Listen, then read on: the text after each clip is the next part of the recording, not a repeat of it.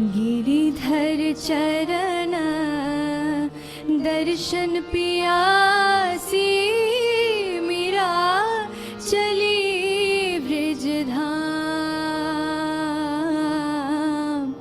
मीरा चली ब्रज धाम। गिरिधर चरण दर्शन पियासी, मीरा चली ब्रज धाम, मीरा चली ब्रज धाम। आने नहीं जाने, आने नहीं माने, आने नहीं जाने, आने नहीं माने, आने जाने तो कुछ काम, मीरा चली ब्रज धाम। कीर्तन रंगे नाचत मीरा, गिरिधर चरण नयन धीरा। कीर्तन रंगे नाचत मीरा, गिरिधर चरण नयन धीरा। पर्वत जंगल फलों फूलों में, पर्वत जंगल फलों फूलों में, देखत श्याम वही शाम, मीरा मीरा चली ब्रज धाम,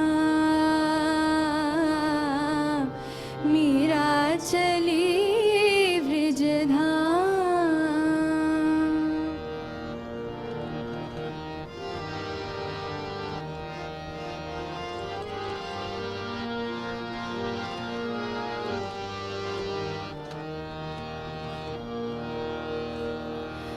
हो गई मीरा बावरी, पुकार रहे कहो गिरिधारी। हो गई मीरा बावरी, पुकार रहे कहो गिरिधारी। मीरा के प्रभु गिरिधर नागर, मीरा के प्रभु गिरिधर नागर। कहा श्याम पुनः धाम, मीरा मीरा चली ब्रज धाम, मीरा चली ब्रज धाम। आने नहीं जाने, आने नहीं माने, आने नहीं जाने, आने नहीं माने, आने जाने तो कुछ काम, मीरा चली ब्रज धाम, मीरा चली ब्रज धाम, मीरा चली ब्रज धाम।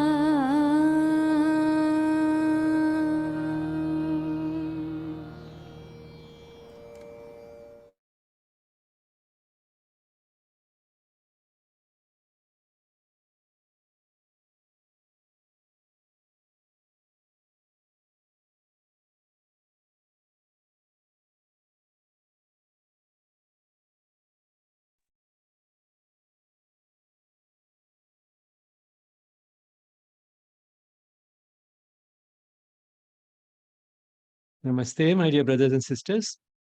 The love and blessings of the Mother and Sri Aurobindo to all of you from Sri Aurobindo Ashram Delhi branch. This devotional song in the melodious voice of Basudhara, a young budding singer, was a Meera bhajan. Meera was a passionate devotee of Sri Krishna, and in this particular devotional song, she expresses her eagerness, her passionate desire to have a glimpse of Krishna, even if it is just his feet. And she confesses that that is what has driven her crazy, mad, bewildered, and she can't think of anything else except Sri Krishna. So it is this sort of a passionate attachment to Krishna that she expresses, and her exclusive love for Sri Krishna. This is something which is quite acceptable in the Indian tradition, because we consider each one of us to be a manifestation of the divine, and therefore a devotee can have all types of relationship with the divine, because we are also in essence that which we are seeking as a devotee. And therefore even the relationship of the type that Meera conceived, and Meera had been sort of the story goes, that when Meera was a child, she saw a wedding, and then she asked her mother, "Whom will I get married to?" And in jest, her mother told her, "You will get married to Sri Krishna." And she took it so seriously that throughout life, she remained a devotee of Sri Krishna, conceived of him, saw him as a spouse, a partner, rather than as someone remote from her. And this is something which also made her achieve the divine, be one with the divine. So any type of relationship, uh, a passionate relationship with the divine, can take us closer to the divine. And that is what in this devotional song, and in general, the legend of Meera, who was actually a historical character, tells us. Today's topic is insulin and melatonin, two hormones which the general public has by and large heard of. Everyone knows these two hormones. So we shall have a look at the source of these hormones and why they are so important. With that, let me go to the PowerPoint.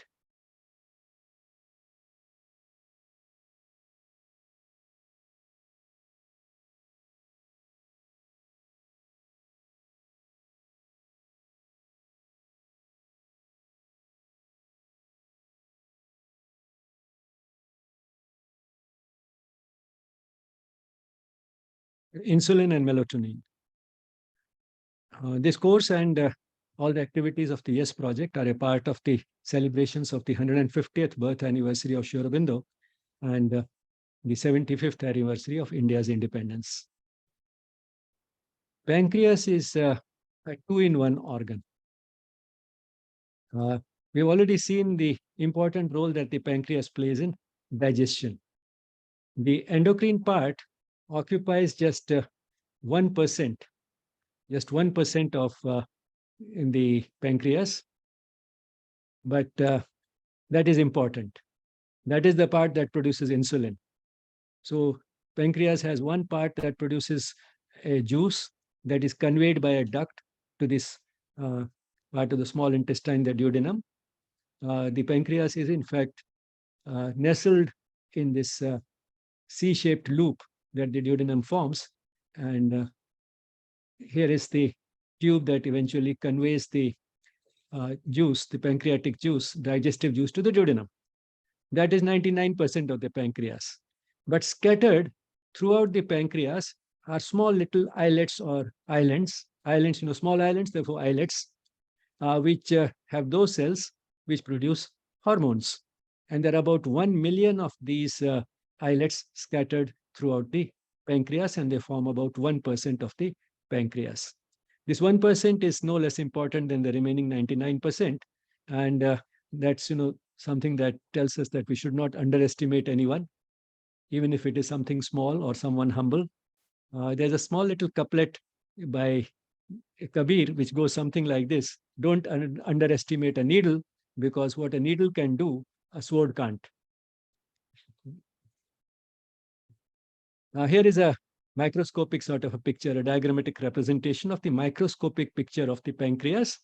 These are the digestive glands that produce the juice that digests food, but then scattered throughout the pancreas are these islets, which have the endocrine cells that produce the hormones.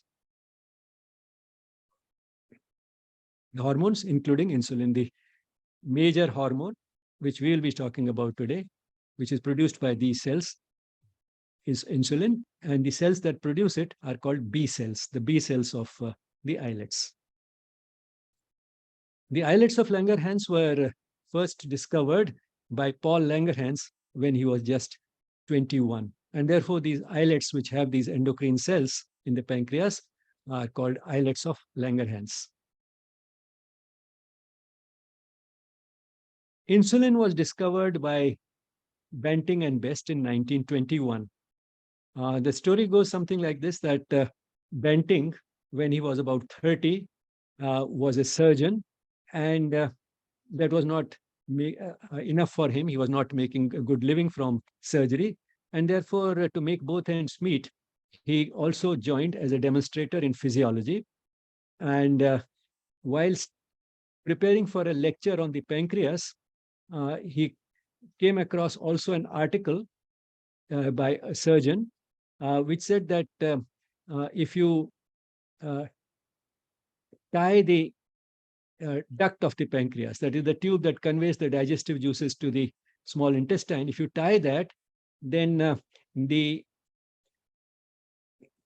digestive part of the pancreas undergoes a degeneration, leaving behind only the islets. Now, this was something which struck him, and he put two and two together. Because the discovery, everybody had an idea that the pancreas produces something which prevents diabetes. This idea was there, and that this comes from the islets. That also was known, but that substance had not been isolated. That substance had not been identified. Because what would happen is that any attempt to try and get that substance from the pancreas would be unsuccessful because of the digestive enzymes of the pancreas. You know, the 99% of the pancreas is producing those digestive enzymes, which includes protein digesting enzymes. And insulin, being a protein, would get digested by those digestive juices, and therefore one will not be able to actually get that substance from the pancreas. Now, this article that over a few weeks, the digestive part of the pancreas can degenerate if you tie that tube which goes to the small intestine, gave him an idea. Why not do an experiment in which we tie the tube, leave the animal for 6 to 8 weeks, so that the digestive part degenerates and only the islets are left behind, and then use this pancreas in which the digestive part has degenerated, use that, prepare an extract, and see whether that extract contains a substance which can bring down the blood sugar. So this he was so excited by this idea that he crystallized it into a few lines. Take a dog,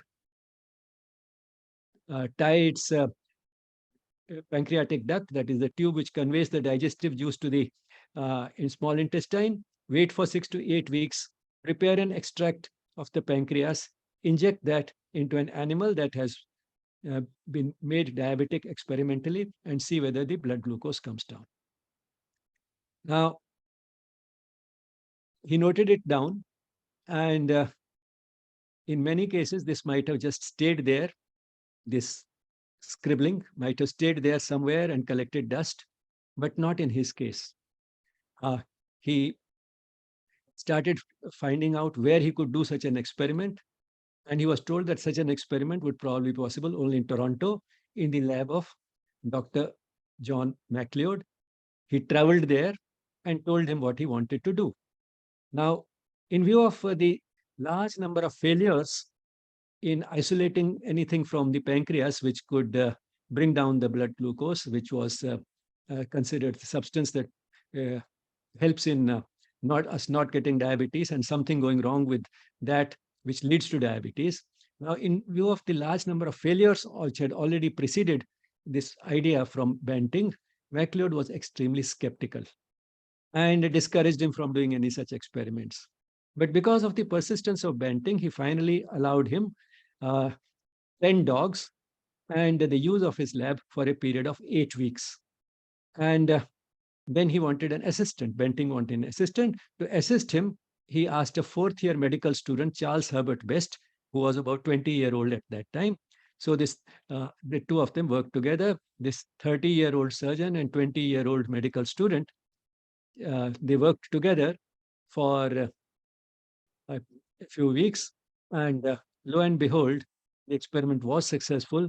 They found in the extract a substance which did bring down blood glucose levels, and this substance had in fact already been named, since it was already believed that this substance would be in the islets. It was called insulin. That is something which comes from these islets. So that is the story. And if this picture gives you a thrill, the way it did give me, you have a look at this. This is how it was reported, because it was a landmark discovery. Diabetes was a killer disease, incurable, and people died of diabetes soon after getting it, if within a few years of getting diabetes. And therefore, to find a substance which offered hope of providing a replacement for the substance which the body produces, so that a person with diabetes could get that substance and not die, was a landmark discovery, and it was widely reported in the general press. And this is one of the newspapers of those times, 1921, with these headlines. So just exactly 100 years ago, you can say 101 years ago. Now, very few scientific discoveries are like that, in fact. The experiments were conceived in 1920. Insulin was discovered in 1921. And in 1922, a 14-year-old boy who had diabetes and was on the verge of dying received insulin and was saved. And in 1923, a Nobel Prize was awarded for this discovery. But then who got the Nobel Prize? That is interesting. The Nobel Prize was awarded to Banting and MacLeod, the surgeon who did the experiments, and the head of that laboratory or department, who allowed reluctantly the use of his laboratory for 8 weeks and a restricted supply of 10 dogs. It was he who was identified by the Nobel Prize Committee as one of those who had contributed. And completely ignored was Charles Herbert Best, who had also made an important contribution to this work, who had assisted Banting all along. Banting was just about 20. Maybe he didn't mind it. And he might have thought that if at such a young age he has been able to come up with such a startling discovery, he'll probably make many more in the rest of his life. But then it so happened that that didn't happen. And that happens quite often in life. Just because somebody has done something at a young age doesn't mean that he'll go on repeating those miracles for the rest of his life. Because there's so many things have to come together to lead to that sort of a spectacular achievement. So that never happened. However, Charles Herbert Best went on to become a physiologist and wrote one of the most celebrated textbooks of physiology, commonly known as the Best and Taylor's Physiology, which survived for many decades and was considered one of the best textbooks of physiology. Banting was very hurt by the fact that the Nobel Prize Committee had not recognized the contributions of Best.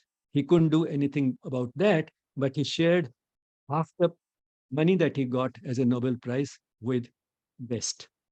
So, and then inspired by this, what MacLeod did was to share his prize with a fourth person, Collip, who was a biochemist who helped Banting and Best with preparing good and proper extracts from the pancreas of these dogs. So actually 4 people ended up getting this,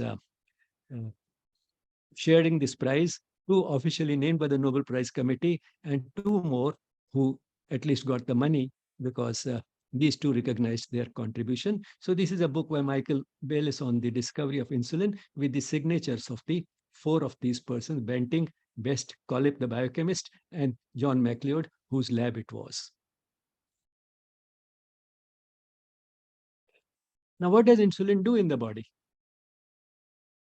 It increases the utilization of glucose as fuel, as well as uh, utilization by promoting storage. Now, just come to think of it, I mean, in a very simple terms, uh, if the utilization of glucose has to be increased, uh, then what are the different things that should be done? Firstly, it should become easier for different parts of the body to utilize this glucose as fuel. And glucose, in any case, is the preferred fuel for the body. And if something helps utilize that, or rather something is critical for utilizing it, that substance is available, then it is glucose that will be used. Along with that, it is also important that glucose be used for storage. And the storage form of glucose is glycogen, and that's what happens. And further, along the same lines, what should happen is that the substance which stores glucose, that is glycogen, should not break down. So the breakdown of glycogen into glucose is also prevented or inhibited by insulin. Another thing that should happen is that if on one hand glucose is being utilized, on the other hand, new glucose should not be produced. And that also happens in the body. There's a lot of interconversion of substances. Amino acids can be converted into glucose. That stops, that is inhibited by insulin. So there are four things that insulin does, all of which tend to bring down the blood glucose level, increasing the utilization as fuel, increasing the utilization uh, by way of converting it into glycogen, the storage form of carbohydrate, and reducing the breakdown of glycogen and inhibiting the formation of new glucose from non-carbohydrate sources, that is from amino acids. So all these four things end up bringing down the blood glucose levels as a result of the action of insulin. So insulin brings down the blood glucose through all these mechanisms put together. But then while this is happening, insulin also affects fat and protein metabolism. It stimulates the synthesis of fat and reduces the breakdown of fat, which means that it promotes the storage of the fuel in the form of fat. Because fat is the other fuel apart from glucose, which is used by the body. And since it is promoting the use of glucose, it discourages the use of fat as fuel, promotes storage by increasing this manufacturing of fat and reducing the breakdown of fat. Does the same thing in case of protein. It reduces the breakdown of proteins into amino acids and promotes the utilization of amino acids for forming fresh protein. In other words, you can see that it is affecting the metabolism of carbohydrates, fats, as well as proteins, and it has a certain sort of direction in which it is taking this metabolism. It makes sense. If we look at the overall sense of this, what is happening is that it is helping on one hand the body get its preferred fuel, the glucose, and on the other hand, it is also promoting the storage both of carbohydrate and fat for lean times, say between meals or during periods of starvation. And it is also promoting the building up of the body by promoting protein synthesis and reducing the breakdown of proteins. Food has basically two functions: to serve as fuel and build the body for growth and repair. And insulin helps both these functions.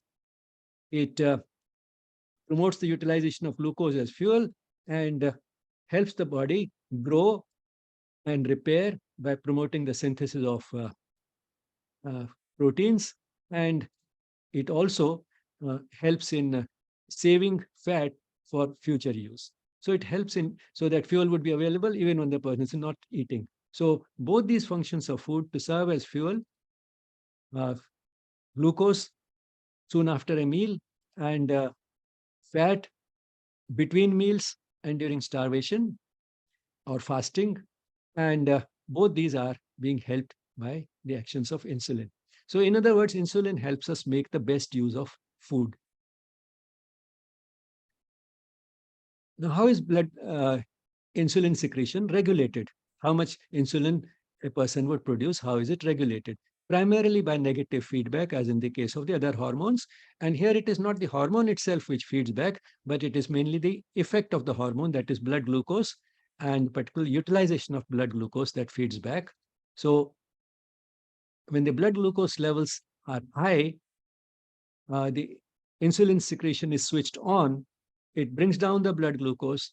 When it starts going down below the set point, below the level which is considered optimal by the body, for which the body has set itself that, well, this is the desirable level. When it starts going below that, then insulin secretion is switched off, and the blood glucose will stay at that level. And in fact, some other hormones which raise the blood glucose will start getting secreted. So it's primarily by the effects of insulin, that is the effect of insulin on blood glucose levels, that regulates the production of insulin by negative feedback. However, some insulin is also secreted as a result of a hormone produced by the small intestine itself, by the presence of food in the small intestine. So this you can see as anticipatory control. Even before the glucose has been absorbed and has raised the blood glucose levels, the very presence of food in the small intestine, in anticipation of the rise in blood glucose that will take place, switches on the insulin secretion. So some rise in the insulin levels in the blood. So some production of insulin begins even before the glucose has been absorbed, in anticipation of the glucose that will be soon absorbed from the small intestine. And for that, naturally, the best mechanism would be that the presence of food in the small intestine should itself stimulate the secretion of insulin. And what better can it be that the hormone be produced by the small intestine itself? Now, diabetes is the result of insulin deficiency. This insulin deficiency may be absolute. That is, there is not enough quantity of insulin. And that is what happens in type 1 diabetes, which has a strong genetic basis, but could be autoimmune in character, and to which some viruses may also contribute. That is what happens. The pancreas is damaged so much that it cannot produce enough insulin, and therefore there is an absolute deficiency of insulin. The deficiency of insulin may also be relative, which means there is a reasonably good supply, but the demand is higher because the person is consuming high glycemic index meals, like say a meal which has high sugar and refined grains from which the fiber has been removed, the husk has been removed. So refined grains and high sugar meals would give a meal with a high glycemic index, that is, which pushes the blood glucose high, and the insulin may be okay for a low glycemic index meal, that is a meal consisting of unrefined grains and no sugar or low sugar.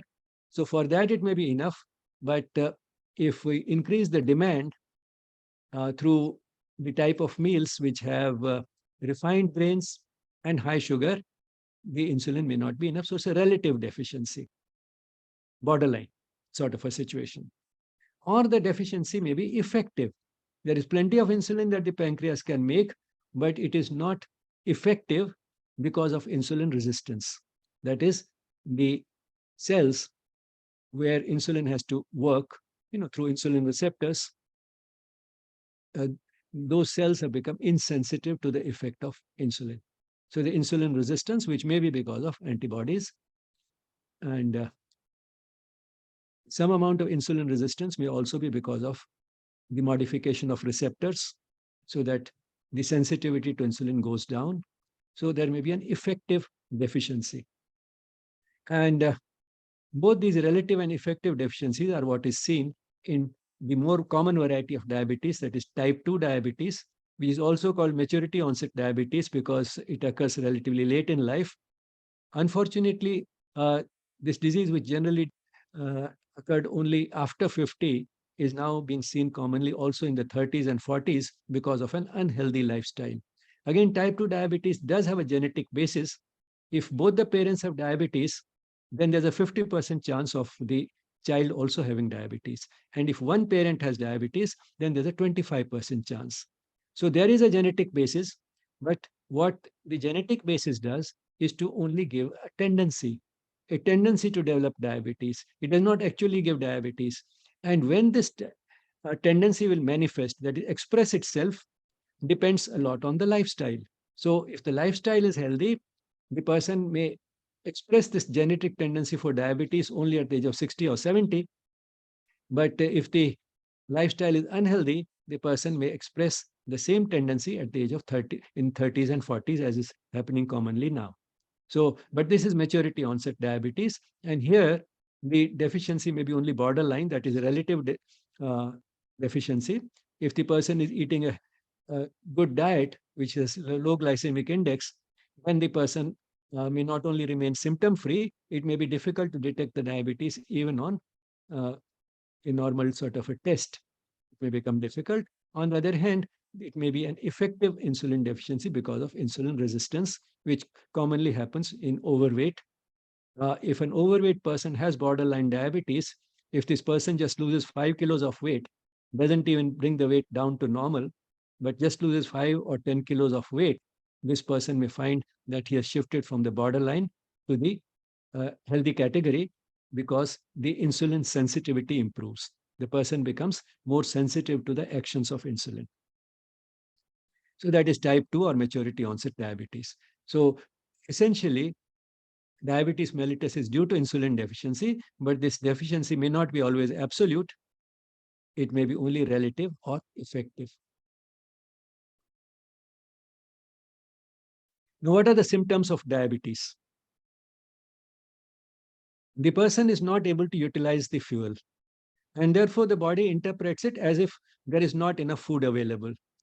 And therefore, the person feels more hungry, and the person may therefore eat more. That's called polyphagia. No, phagocytes, the cells that eat. Phagocytosis, the process of eating by the cells. So phago refers to eating. Polyphagia, that is, the person eats more because the person is more hungry, because the body interprets the non-utilization of glucose or poor utilization of glucose as a poor supply of glucose. And therefore, the person feels more hungry and eats more. Since the blood glucose levels go up, they may rise above the renal threshold, that is the threshold levels above which the kidneys cannot reabsorb enough glucose. And we saw in a previous session that that is 180 milligrams per 100 ml of blood. So when the blood glucose level is above 180, glucose appears in the urine. And since the blood glucose levels do rise when insulin is deficient, the person may have glucose in the urine, which is glucosuria. Now, to pass this excessive glucose, to pass this glucose which is not getting reabsorbed, water is also required because it has to dissolve in water. And therefore, more water also stays back to be passed as urine. The reabsorption of water also goes down to be able to dissolve this glucose, which is not getting absorbed. So the person passes too much of urine, more urine than normal, and that is polyuria. Now, to make up for this water loss, to make up for this excessive loss of water in the urine, the person feels more thirsty and therefore drinks more water. That is polydipsia. So three polys: polyphagia, eating too much; polyuria, passing too much urine; polydipsia, drinking too much water. And then, since in spite of eating more, the person is not utilizing the food properly, the person may lose weight. Well, I mean, these are the classical symptoms of diabetes. But maturity onset diabetes may start without any symptoms. None of these symptoms may be present. It may be a rather quiet development. The person hardly knows it, and it may be detected either in a screening test, a routine testing to find out whether which is routine test, or it may be because the person got an infection, a wound, an infection which is getting difficult to uh, get rid of, a wound which is not healing properly. Now, these are some of or a skin disease which becomes recurrent and does not heal properly. Now, these are some of the things that can happen in a person who has diabetes. So it may be these things, which is none of these and is not necessarily a manifestation of diabetes, but it is this type of things which may arouse the suspicion of diabetes. And then if the test is done, if one does a blood glucose level, it may be high. Or a glucose tolerance test, that is both a fasting level and a level 2 hours after a meal. If one does that, one may find that the person actually has borderline or florid diabetes. So even in florid diabetes, sometimes there may be really no symptom at all. There is something to be conscious of, because one should not wait for any of these symptoms to appear to suspect diabetes. One should, at the slightest suspicion or even otherwise, routinely, during the routine screening tests, one can get also blood glucose done, because it may one may be in for a surprise, and the sooner any disease is detected, the better it is, because when it is at early stages, it's easier to treat and also reduces complications. Because complications of diabetes can be really bad, and these complications are largely preventable if we are able to maintain a reasonably good and constant blood glucose level.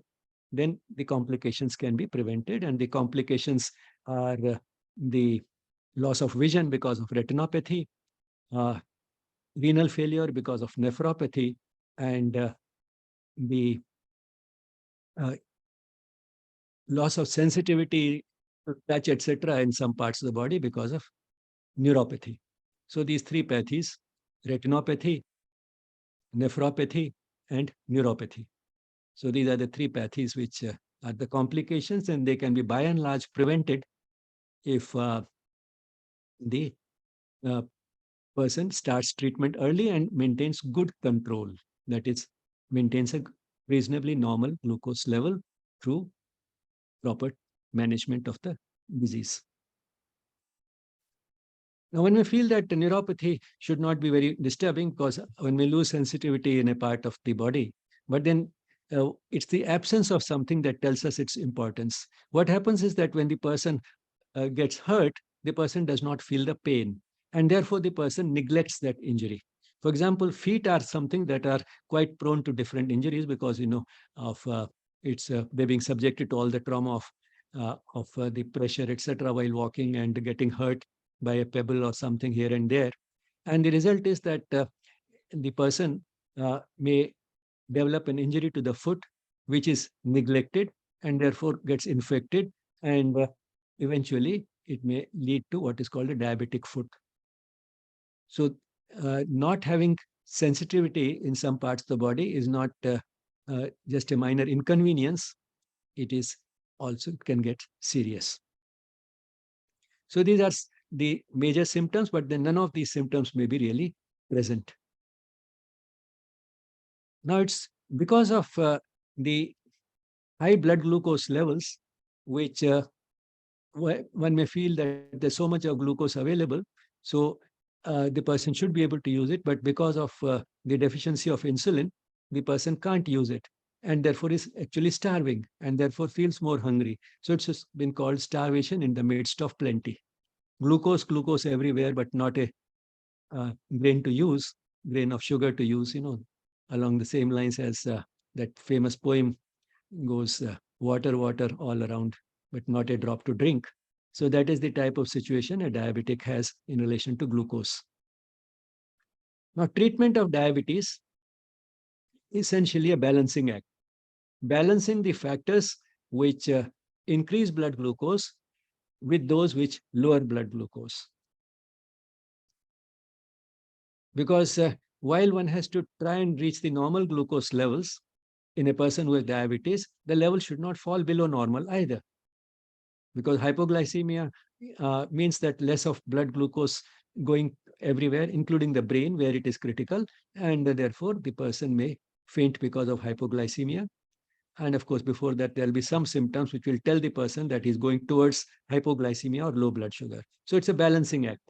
Now, what are the factors that raise the blood glucose? Food, when it's absorbed, it raises the blood glucose. Then there are hormones which oppose insulin, and there's quite a large number of them. And these hormones are raised by stress. So stress leading to a rise in the blood glucose levels. and a sedentary life. Sedentary life because the person takes very little exercise, and exercise itself promotes utilization of glucose. The sedentary person can have a rise in blood glucose levels. Also, because while the person is, say, uh, spending a lot of time sitting and watching the TV or looking at the phone, the person may also keep eating something, munching something, you know, and not realize how many calories he's getting in through that apparently harmless pleasure of uh, munching on some snacks. So sedentary life also promotes an increase in the blood glucose. Now, the factors which lower blood glucose corresponding to eating, fasting, that would lower the blood glucose.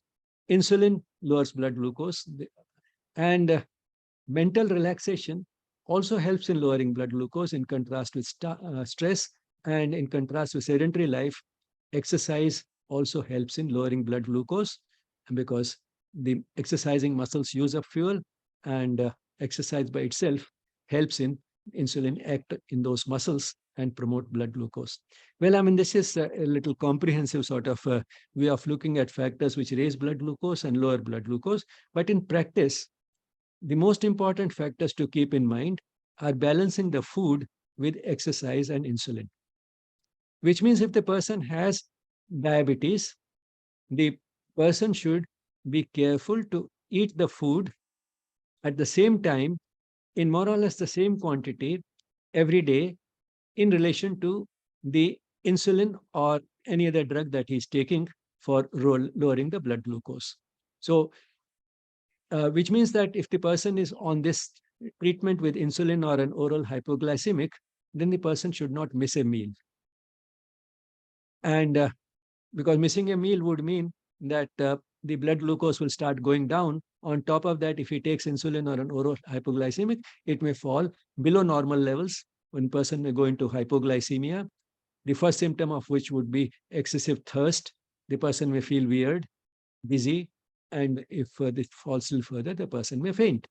So to prevent that, the person should uh, balance this insulin or the oral hypoglycemics, the tablets that he's taking for lowering blood glucose, with food, which means in relation to so the quantity of food should be constant, and the time relationship between the food and whatever lowers blood glucose should be constant.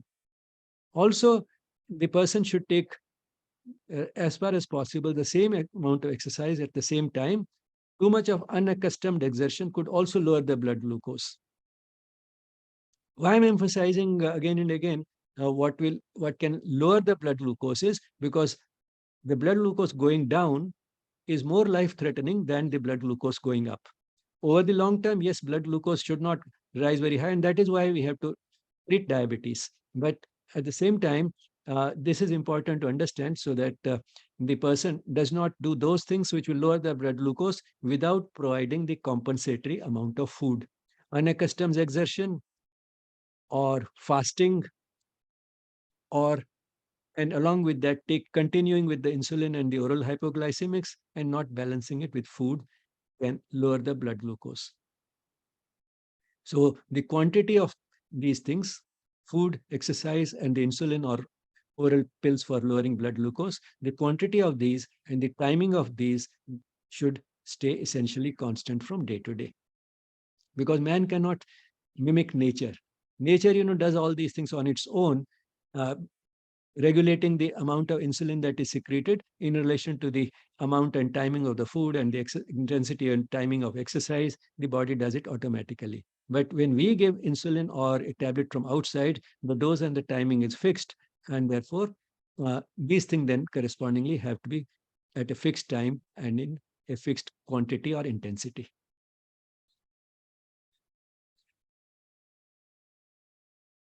The person usually has to take insulin through injections which have to be self-administered. So the person gradually learns how to give an insulin injection to himself or herself, and also gets accustomed to the slight pain that the prick produces. But all the same, it is an inconvenience and not a very pleasant process. And therefore, it's often asked, can insulin be given by mouth? For all practical purposes, still no. Although there are some sort of research going on how this may be possible and other alternative ways of giving insulin as compared to the injection. But all the same, for all practical purposes, still insulin cannot be given by mouth. It can be given only by an injection. Why? Because as you would have guessed, it's a protein, and therefore, if we take it through the mouth, it will get digested in the intestines.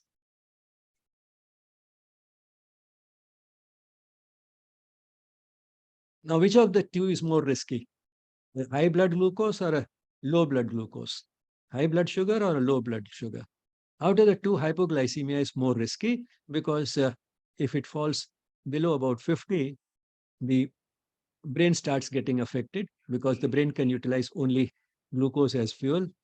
And if it goes down still further, the person might faint. With hyperglycemia, also fainting or coma can take place at very high levels. But before that reaches, generally, the person knows that the person has diabetes. So hyperglycemia is less common and also less risky. If a diabetic person misses a dose and gets hyperglycemia, that would not generally cause as much of a problem as if the person has an overdose of the drug or goes on a fast without uh, foregoing the dose of insulin or the oral hypoglycemic. This is important when one goes for a fasting blood glucose. So if a person has diabetes and has to go for a test the next morning, and after an overnight fast, the person should miss not only the morning dose of insulin or the oral hypoglycemic, which the person may be taking a little before breakfast. Not only should that be missed, but the previous night's dose should also be missed. So miss both those doses so that the person does not go into hypoglycemia, and then the person can go for a fasting blood glucose test. This would give the sort of true picture of where the person stands without taking the person to hypoglycemia because of the drug or the insulin in the absence of the food. So that's one precaution that should be taken while going for a fasting blood glucose test if the person has diabetes. So low blood glucose is more risky than high blood glucose or high blood sugar. Now, how do oral hypoglycemic agents compare with insulin?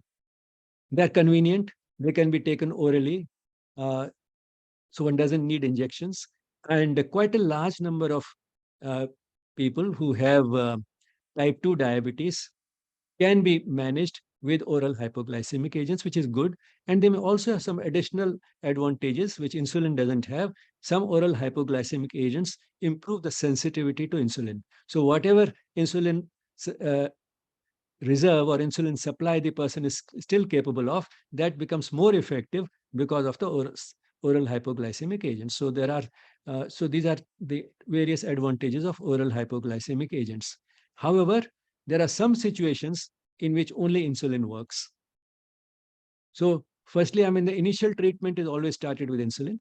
And also, after a person has been on oral hypoglycemics for several years, the person may develop more and more of resistance to insulin. And in that situation, once again, one might have to switch to insulin. So insulin is sometimes indispensable and has to be used.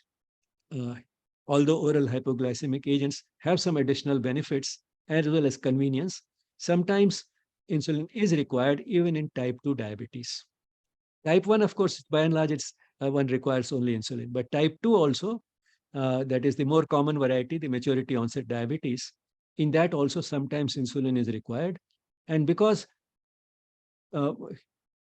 for type 2 diabetes, most of the time we do not require insulin. It is also sometimes called non-insulin dependent diabetes mellitus, or NIDDM in short. Although it is called non-insulin dependent, even in type 2 diabetes, there are situations in which insulin has to be used. Now we switch to the other hormone, melatonin, which comes from the pineal gland. Called pineal because it resembles a pine cone.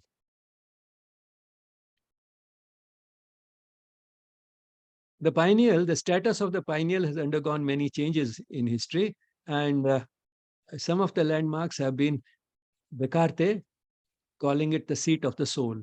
And he called it so because it's an unpaired organ. Most of the organs, in the body are paired: two eyes, two nostrils, two ears, the left side of the brain, the right side of the brain, and so on. But this is in the middle, near the brain, but exactly in the middle, and there's only one pineal. So he thought that since the soul cannot be divided, therefore, this probably is the seat of the soul. That was his logic for calling it the seat of the soul, and this somehow in popular language it has stuck. But from the spiritual point of view, the soul does not have to be seated in the heart or in the pineal. The soul is all over, because every atom, every electron, every cell in the body is a manifestation of the divine. And in that sense, if we consider the divine essence to be the soul cannot be located to a physical organ in the body. Modern science till recently, of course, when this idea of the seat of the soul was given up, because modern science in any case gave up the idea of the soul itself, and therefore it did not require a seat, and therefore the soul was unseated from the body, including the pineal. But then what about the pineal? Modern science still recently considered it to be a vestigial organ. A vestigial organ is an organ which has no function, but it has persisted because somewhere in the past, in evolution, it might have had a function. So it might have had a function in animals, like the tail. The tail is a vestigial organ in human beings. Of course, human beings don't seem to have a tail, but then remnants of the tail are there at the tip of the spine. That is the last bit of the vertebral column. There are a few fused vertebrae, which are a remnant of the vertebrae in the tail of the animals which have a tail. So tail is a vestigial organ. Appendix in the part of the intestine. Appendix is a vestigial organ. So the pineal was also considered a vestigial organ, which has persisted in human beings because sometime in the evolutionary past, it probably had a function in animals, but in human beings, it has no function. And therefore, since it was thought to have no function in human beings, uh, uh, textbooks of physiology did not have anything on the pineal except sometimes just a line, which, except for a line which just said that pineal is a vestigial organ somewhere. Except from that, there was nothing much on the pineal. However, picture started changing after Lerner isolated melatonin in 1958 from the pineal and showed that at least it had some effect, and he called it melatonin because it reduced the formation of melanin. That is, the pigment, the color, that substance which gives color to the skin. So in some animals, melatonin uh, reduced that uh, pigmentation, reduced the color of the skin, and therefore he called it melatonin. However, this is not what it seems to do in human beings. In human beings, it has other very important functions. But then this isolation in 1958 became a sort of a landmark which led to further research on this substance and its role in human beings, its actions in human beings. And there has been enormous progress in this area from the 1960s onwards. So this is a relatively recent knowledge, the knowledge about the pineal and its hormone melatonin. Melatonin, so pineal is very close to the brain and it is connected to the brain, but its connection to the brain is rather devious. And the chain starts with the eyes. The eyes are exposed to light. And depending upon whether the eyes are exposed to light or darkness, whether it is day or night, the messages are correspondingly sent to the hypothalamus. That part of the brain which will keep coming up again and again, because in spite of being a small little organ at the base of the brain, it has a very wide variety of functions. So this information about light or darkness is conveyed by the eyes to the hypothalamus. And the hypothalamus itself has a small little part which generates a rhythm which is circadian in nature. Circadian means approximately 24 hours. So its activity, the activity of this part of the hypothalamus changes in a cyclic fashion over a period of 24 hours. So it is a sort of spontaneous generation of a circadian rhythm, and the inputs from the eyes also are circadian, because the light and darkness also has a circadian rhythm because of the day and night. Now, the result is that the circadian rhythm of the hypothalamus gets aligned with the light darkness cycle, the information coming from the eyes. Now, you might say that if this is happening, then why have a circadian rhythm generator within the hypothalamus itself? The reason why that seems to be necessary is that in some cases, the inputs from the eyes may not be there, for example, in a person who is blind. Now, that person will also have at least a rough circadian rhythm because of the hypothalamus itself. It may not be as precise, uh, but all the same, that rhythm is there. And this rhythm is important because there are several rhythms in the body which have this circadian nature, and they seem to be important in contributing to our health by modulating the function over a period of 24 hours in such a way that it is in keeping with the requirements of the body, it is in keeping with what is good for the body. So the eyes send this information to the hypothalamus, that in turn sends it to the spinal cord, low down, and affects the sympathetic division of the nervous system.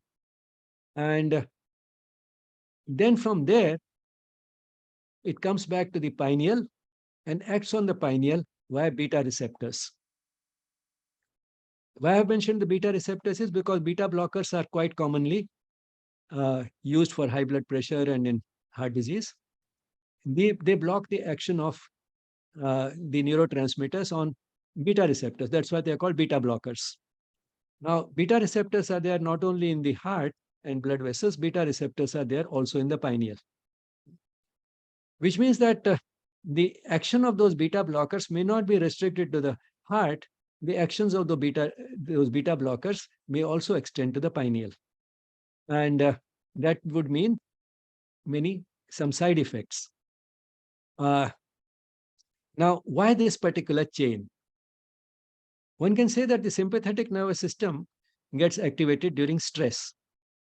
And therefore, there seems to be some link in such a way that information about this stress is coupled with this information about the light and darkness, and then it reaches the pineal to modulate the activity of the pineal. So the activity of the pineal is modulated both by day and night, light and dark cycle. It is also modulated by stress.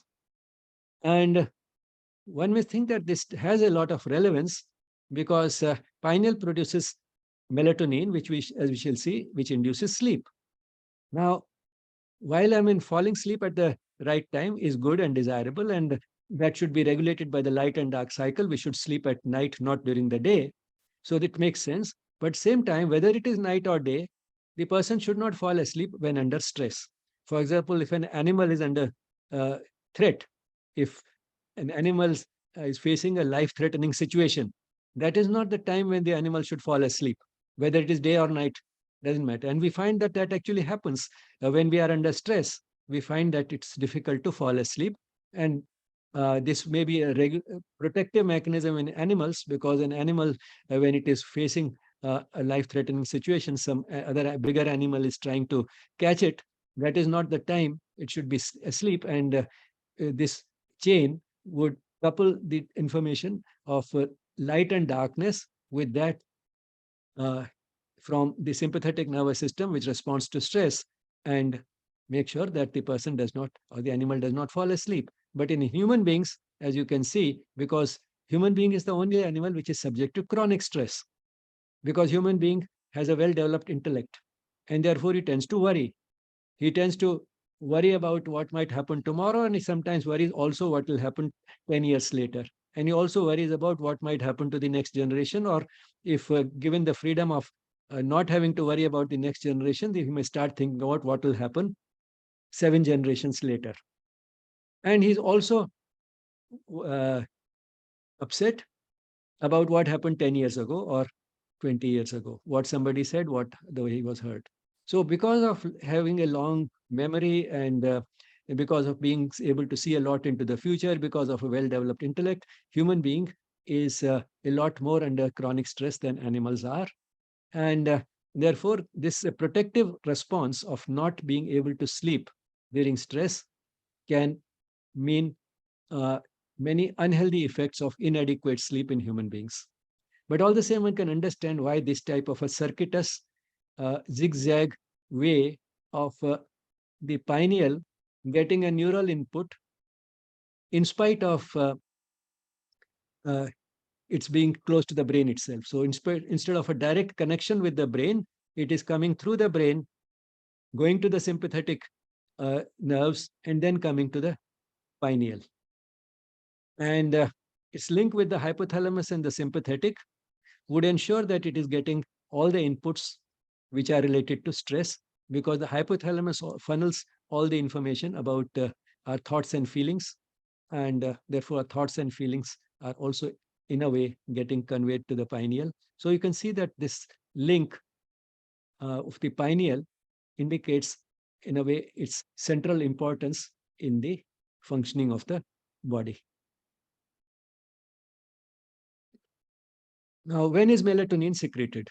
Because of the linkage with the eyes and the light darkness cycle, normally it is secreted at night.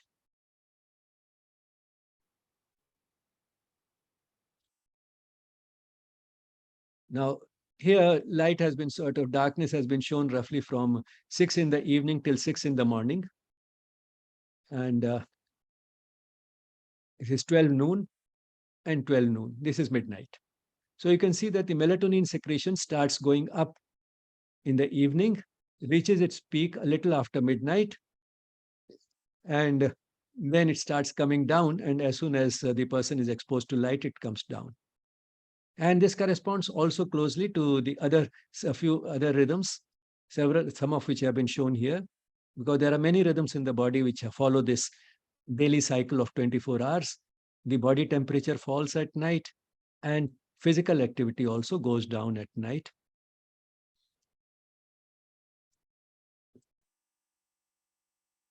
So one can understand that the factors which would affect the production of melatonin are the light-dark cycle. This is the primary thing. But then season also has an effect, because in the northern hemisphere, and the more north we go, the more this discrepancy increases. The nights are longer in winters and than in summers. So the lengthening of the night during winters uh, would also mean more of melatonin secretion during the night, during winters. And maybe that's why in winters we tend to sleep longer. That may be one of the reasons. So it has a season also affects the melatonin secretion. Then age. As a person grows older, the capacity to form melatonin goes down. Melatonin secretion decreases, like many other faculties of the body. In general, everything declines, all bodily functions decline with age, and so does the capacity to secrete melatonin. And that may be one reason why the elderly do not sleep as well as the young people might. But then in the elderly, the sleep cycle tends to become biphasic. That is, they may feel sleepy also sometimes during the day, and they find it helpful to sleep for an hour or two during the day and the rest at night. Then corresponding to this decline in the capacity to secrete melatonin, we also find that the pineal may sometimes get calcified. It may show calcium deposits in old age, and that's how in an X-ray, in a young person, one can't see the pineal. But in an older person, one may be able to see the pineal even on an X-ray. Because of the calcium deposits, it becomes opaque. Like, the bones have calcium deposits, and the bones can be seen on an X-ray. In the same way, the pineal can also be sometimes seen in an old person on an X-ray because of this calcification. Then exercise, that affects melatonin. Menstruation affects melatonin. During mid-menstrual period, and the melatonin secretion goes down. And then stress levels affect melatonin secretion, as we saw. The animal should not fall asleep during stress. It's a protective response. In human beings, it may mean not being able to sleep during stressful periods. Then electrical and magnetic fields, they also reduce the production of melatonin. And this may apply also to the type of radiation that we have from our cell phones and the Wi-Fi networks. And therefore, this has again become something important. And the implications of all this are manifold. So this is the way we should be sleeping, not with the cell phone next to the bed and many other things on. As a general principle, one should sleep at the normal time, which is before 10 in the night, preferably between 9 and 10. Not only should one sleep early, but the cell phone should be away from the bedroom, and whatever electrical connections are there in the room, Wi-Fi or any other electrical, everything should be switched off at night. Now, what does melatonin do? It induces sleep. That is one of the best established effects. But it also has some very general effects which could affect health as a whole. It has an antioxidant effect and an immunostimulant effect. This antioxidant effect, that is reducing damage by the reactive oxygen species, which are an inevitable product of the process of oxidation. Fuel is used in the body through the process of oxidation. It uses oxygen the way we use oxygen for burning wood. The fuel in the body also uses oxygen. And as a result of this process of using oxygen, which is oxidation, some chemicals are produced which can damage the cells. So this is a price to be paid, but there are many antioxidant mechanisms built into the body, and also there are some antioxidants in the diet. The two put together ensure that this damage is minimized, reduced to the minimum. One of the antioxidants built into the body is melatonin. So it has an antioxidant effect, which means it would prevent this damage, which in turn would slow down aging, which in turn would improve general health.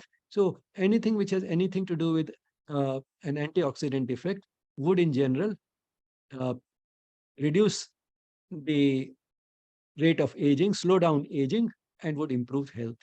Immunostimulant, again, something which is very general in nature, and anything which enhances immunity would protect us from infections as well as cancer and many other diseases, which are now being seen more and more as diseases which result from chronic inflammation, subclinical chronic inflammation, and that to that poor immunity makes an important contribution. So melatonin enhances immunity, stimulates immunity, and thereby again has general effects, health promoting effects throughout the body. And it has some more specific effects on reproduction. And to this may be related the fact that we tend to have bright light late into the night. We tend to sleep late. And the result is that the amount of melatonin secreted at night may go down. And this may affect not only the duration and quality of our sleep, because inadequate melatonin means not even being able to sleep properly. It would affect the duration and quality of sleep. Not only that, it may also be something which is responsible for puberty developing early. In general, the age of puberty is going down. Children are becoming sexually mature at an earlier age. Girls are starting menstruation at a relatively early age. And one of the hypotheses, with some evidence, with some support, is late nights, bright light at night till quite late at night, which reduces the formation of melatonin, and this is what may be responsible for that. The implications of this would be manifold. Jet lag. Now, the person is has a day-night cycle, which is established on the basis of the place from where the person starts. And in less than 24 hours, the person lands at a place where the light and dark cycle is very different. It may be entirely the opposite. There may be a 12-hour difference between the place from where he started and the place where the person lands. Now, initially, it takes time for this light-darkness cycle to get reestablished to match the new place where the person has arrived, and that is what gives rise to this jet lag. And there are at least two ways in which this can be minimized. One is that gradually change the situation at the new place. During the day, have some darkness, and at night, sleep a little late, and so that the shift is gradual rather than sudden. Another way is in anticipation of the place where the person has to go, the person can start shifting this cycle towards what it will be where the person lands a few days before actually starting the journey. That would be anticipation. And I know people who do that, and they then find that uh, when they land somewhere, they don't have to waste the first few days feeling sleepy during the day. So jet lag can be avoided. Another solution would be a chemical solution. Since melatonin is available, synthetic melatonin is now available, then take melatonin at the night of the place where one has landed. So natural melatonin secretion may be low at night because the person is accustomed to the old light-dark cycle, but we provide melatonin from outside, and that may do the trick. Then shift work. The person stays awake at night and wants to sleep during the day. So again, the solution is that at night, in any case, the place is bright because the person is working. During the daytime, make the room as dark as possible. And since it takes time for the shift to take place, one should not have, say, uh, 2 days of night shift and 2 days of day shift. What has been considered much better for the person, if the person has a night shift, continue on a night shift for 1 week, sorry, 1 month at a stretch or longer, uh, rather than have frequent shifts. So one may feel that night duty is an inconvenience, and therefore maybe just for 1 or 2 days in a week, it may be okay. But instead, it's much better to have night duty at a stretch for a month or two, and then have day duty at a stretch for a month or two. So then the periods of transition will be simpler to negotiate. And most of the time, after the initial shift, the person will be back to the rhythm, which is in keeping with the light and dark cycle of the person. Then mood disorders.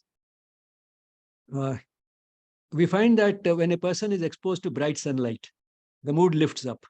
On the other hand, when it is very cloudy for days and weeks at a stretch, as happens in some places in the world, where it is a rather gray sky most of the time, and therefore melatonin secretion is disturbed, perhaps the person can go into a depression. And therefore, for mood disorders, again, melatonin might have a significance. And immunity, poor immunity because of inadequate melatonin secretion, because of late nights, etc., would mean repeated infections, repeated attacks of common cold. It could also mean a increase in the chronic inflammation in body and leading to various so-called lifestyle diseases. And cancer, again, poor immunity can lead also to cancer because the immune mechanisms would not identify the cancer cells as foreign and therefore would not eliminate them. Then the process of aging, again, may be affected because of the antioxidant effect of melatonin. In the absence of enough melatonin due to late nights, etc., the aging may be much faster. So what it essentially means in practice is that our knowledge may still be incomplete. There's perhaps a lot more to learn about melatonin. It's still a growing area of knowledge. But that does give us enough indications that the time-tested wisdom is getting more and more support from scientific work. That is, when to sleep, sleep early, how long to sleep, matching the rhythm of melatonin secretion, that is 6 to 8 hours, and how to sleep free from stress, because we have seen stress and melatonin again get related. So a restful, peaceful sleep at the right time for the right duration.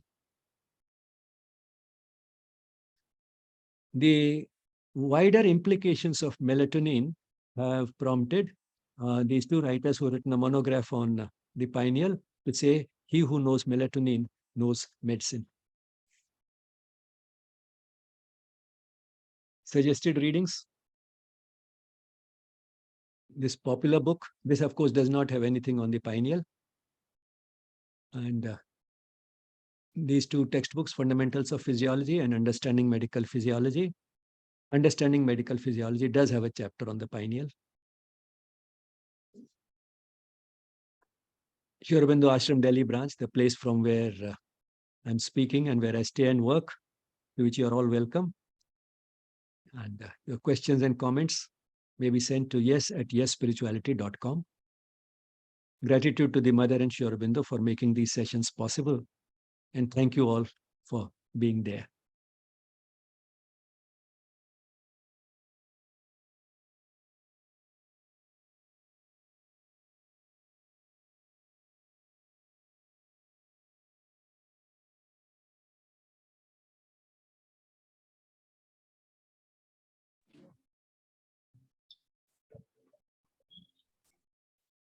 Good morning, sir.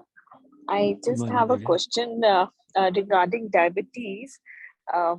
My son suffered from it, like you said, comes on suddenly, though we had no genetic factors. And after a year, it has gone in a remission. So now it had touched about 500 to 600, and ketones had developed, and he went in an ICU. But with the change in the diet, it has come to the normal levels. Like the HB1AC has come down to 5. So is a reversal possible, or he has to be careful all through his life? Obviously, he, like you said, just by losing 5 kgs of weight, and it has helped. So he's lost 20 kgs, but that reversal is possible, or it is just going to be a remission forever? Yes, the dogma that chronic diseases do not reverse no longer holds. It's not a sort of statement which can be made as an absolute statement. Reversal of heart disease has been shown, reversal of diabetes has been shown, reversal of prostatic enlargement has been shown. So we seem to have potent self-healing mechanisms in the body, even for chronic degenerative diseases.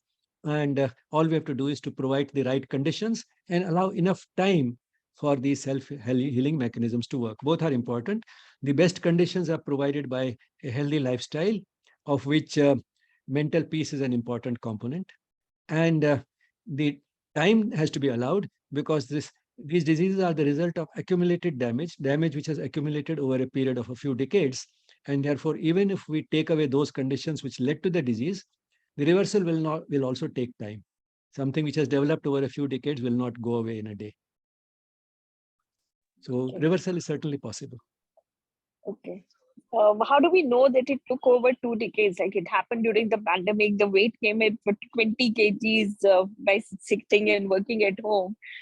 So maybe this was a process of over 2 years, and maybe not decades.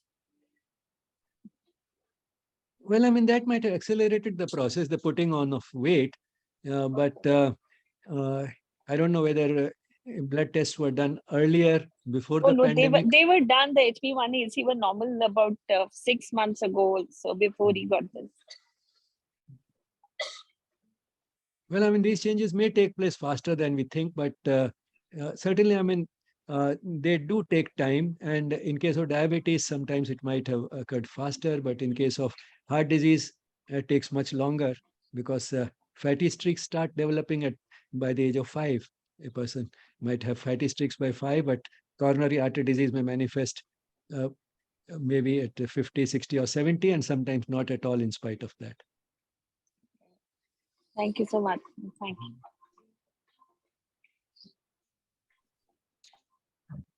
Yes, Divyaji, you can ask next. No, thank you, Dr. Rameshji. I had a question regarding people who have been on immunosuppressants or steroids. They are prone to be a little pre-diabetic. What is the relation? I mean, why is it that they get pre-diabetic? Yeah, because steroids are among the hormones which raise blood glucose.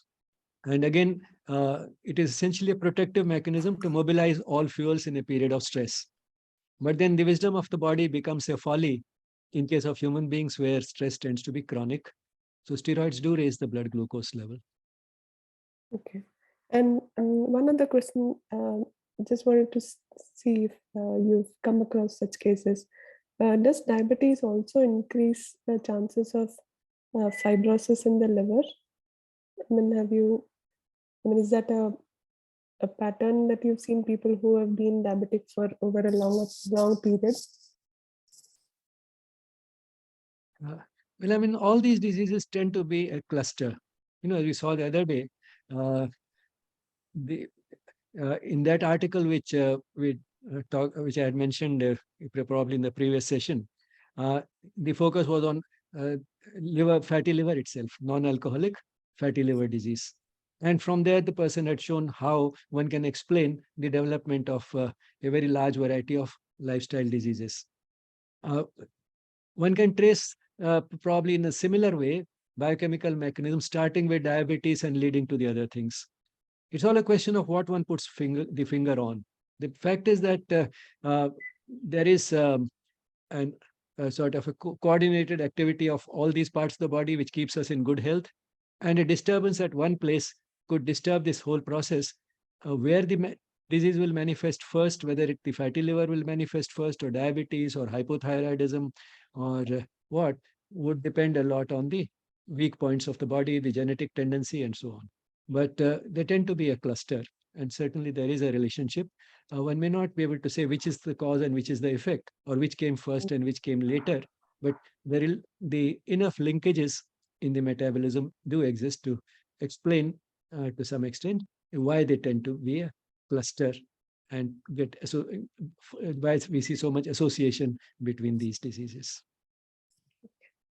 Thank you.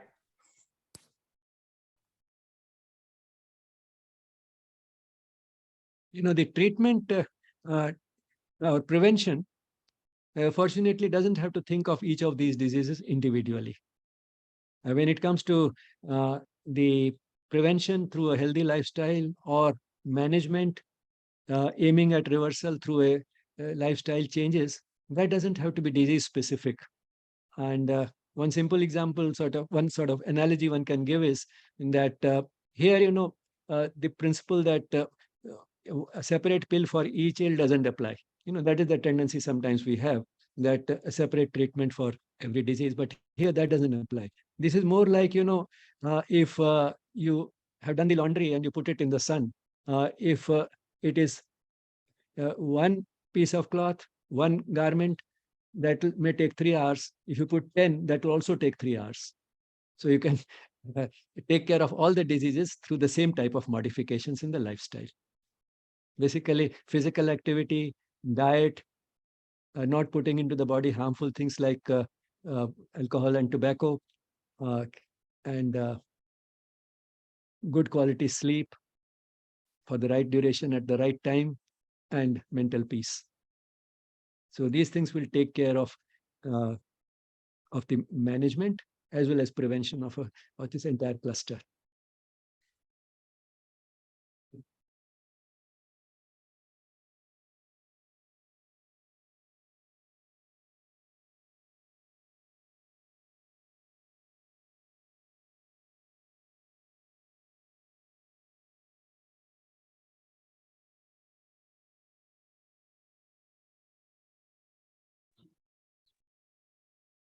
All right, if there are no more questions, we can end today's session. And just for your update, that there will be no classes on Monday and Tuesday. We will take a short break for the Diwali celebration, and we will resume our classes on Thursday, that is the 27th. And next week, Thursday, Friday, both we will have the theory classes. And after the next week, we will have practicals and adjust the practical in the coming week. So we all meet next on Thursday for the theory class. So just remember this and have a good celebration. Namaste, everyone. Thank you. Happy Diwali to everyone. Happy Diwali to everybody. Happy Diwali. Thank you, and same to everyone. all of you. Happy Diwali.